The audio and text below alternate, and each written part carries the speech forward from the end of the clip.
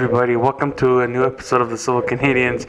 I'm Scotty V and I'm with good old King Kansas. How you doing? Scotty, I'm doing great. The question is, how are you doing, my friend? I'm tired as hell? Tired as hell, man. What's the reason for that, Scotty? Oh, because the great Scotty V got a new job. So Scotty entered the real world of work, guys. He's finally feeling the pain that the king has felt for centuries. Yeah. But you know what? Now he knows. Like I said, until you live in that person's shoes, Scotty, then you know. But he knows, trust me. He always knew. Just like to poke fun at the king. It's only been 5 days.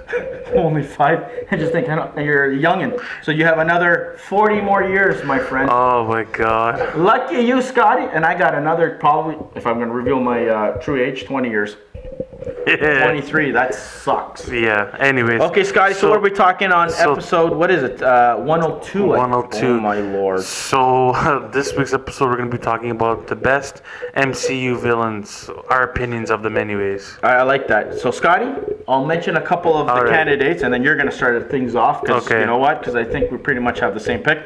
Okay, guys, the candidates that we kind of considered for the MCU villains, Thanos, Killmonger from Black Panther, the Vulture from Spider-Man Homecoming, Loki, because it's Loki, Hela from Thor Ragnarok, and the Red Skull from the Captain America First Avengers. Scotty, so who is the number one villain? And then I'll do the second pick then.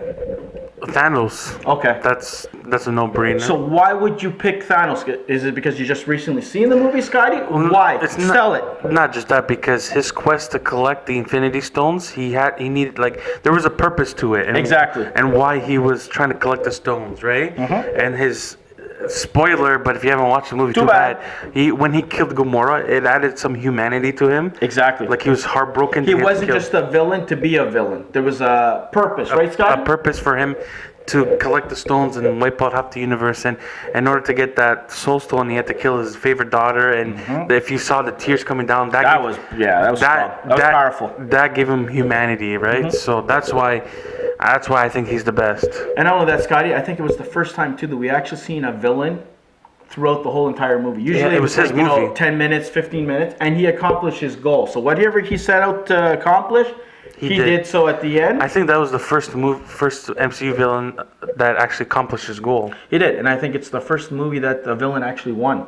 Yeah. All the other ones they kind of lost, and he was a baddie, and he had to be, because 10 years of... build up? Exactly, for this. And like I said, I think him being on screen more, getting to know a little bit more of the history, like you said, Scotty, made him more real. Instead of, I'm a villain because I'm a villain. Who cares? And it's wreak havoc, right? And his CGI was amazing. It was so real. Like, that's what I was worried too, Scotty. It's like, okay, we've seen the trailers. You look pretty good there. I thought, I was scared that maybe some scenes... pop up right in the corner. Some scenes where, it'll be choppy or something, right? Like the shots where he's further away jumping and stuff. I thought it would be a little bit sloppy, but no, it was... crisp. You believed he was real, Scotty. That was the cool part. He didn't take away of any facet of the movie. He felt like he was as real as Robert Downey Jr. as Iron Man. He looked like he was there. There was no, they just edited that in. It blended very well. But he was very powerful. Yeah, Scotty, I agree. So he is the number one villain in the MCU. If I had to pick number two, Scotty, there's, I think, two that I would have. Well, Loki, I don't know if you count Loki as one. I can even mention him as number two, even though he is a popular, he was more of a comedic, kind of like Thor's, I guess Achilles, whatever the hell. I wouldn't put him in the top. I don't think so. I think he was a secondary sub for the time when the first Avengers came out. Yeah. But if I had to pick one, Scotty, I think there's two that I kind of like Hela.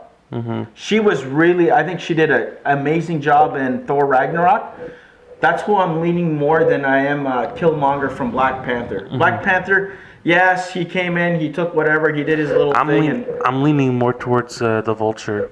Vulture with Michael Keaton, that was another, he did a hell of a job. But Scott, if he was a little bit more present in the movie, I think he would have much more of an impact to be our number two more than any. Loved Michael Keaton as the Vulture. God, he scared the crap out of you. When he came down and he swooped him and picked Spidey up, he was scared shitless. Trust me, no, I would be scared too. Killmonger, like I said, I don't know, he was more violent than anything. I don't know, he wanted revenge, and yeah, sure, he was wronged. He got screwed out of the family inheritance and whatever, right? he came in, he did his little thing, but again, he wasn't there as much as he should have been, like Thanos, to be considered number 2.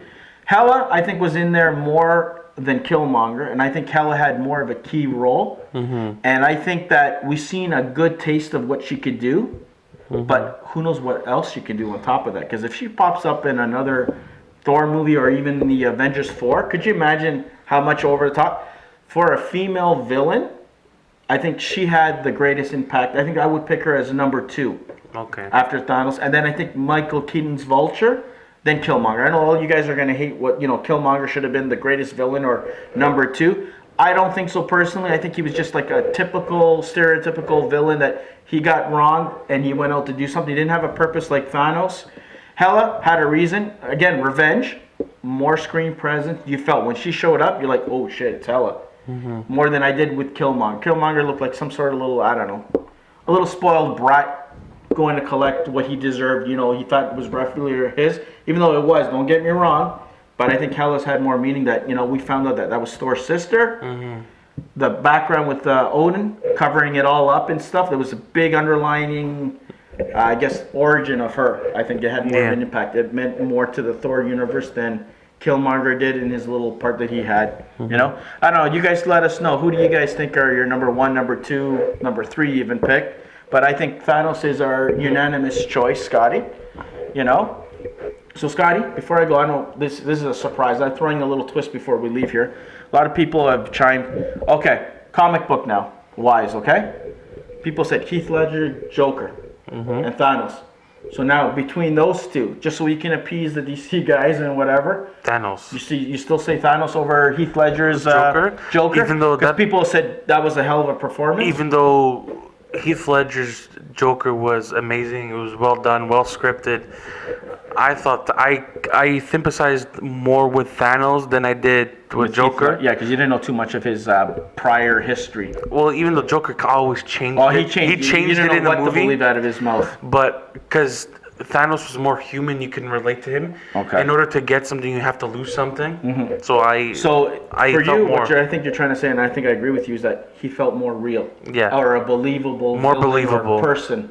Yeah. Joker was kind of, felt like, the Joker, like the comic books, crazy guy. Come on, the chances of someone coming out and doing that, even though it was a hell of a performance, don't get me wrong. We loved The Dark Knight, I'll tell you right now. Loved it. One of our top 10s. Hey, Scotty?